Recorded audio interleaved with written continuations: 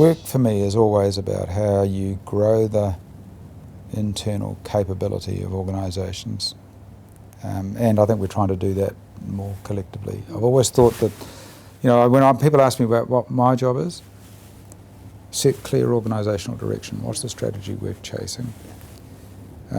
Secondly, grow the capability to achieve it, because perfect strategy, no capability, that's not what you want. And capability without a sense of what it's for won't get you there either.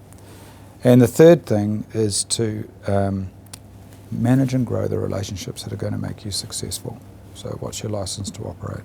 It can be anything from managing political risk and boards through to an articulation with a broad set of stakeholders.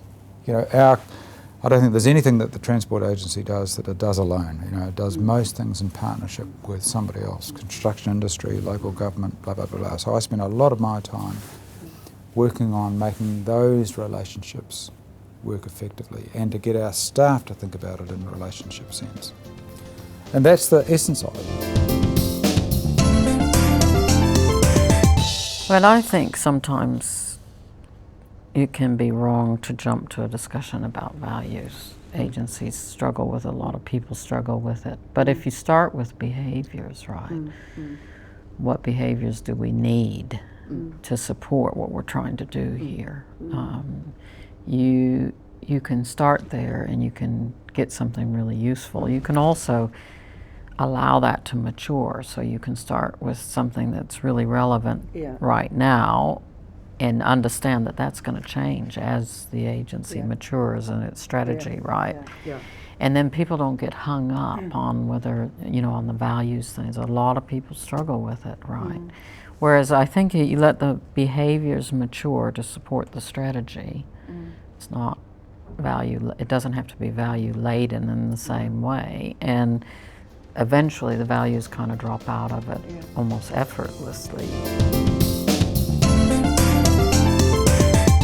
Culture change, it's all about behaviour. It's not about values, attitudes, belief. It's about how you behave around here, how your staff, the behaviours your staff reflects at work. The first point I'd make is it's actually about the behaviours you need to succeed, not the behaviours you want. So you can wander around a lot of organisations, especially government organisations, you see all the stuff up on the wall, we're going to be a great place to work. We're going to be warm, loving and caring. We're going to be the most family-friendly place on the planet. Well, actually, what behaviours do you need in your organisation to deliver the mission of the enterprise? What business are you in? What behaviours do you need to succeed?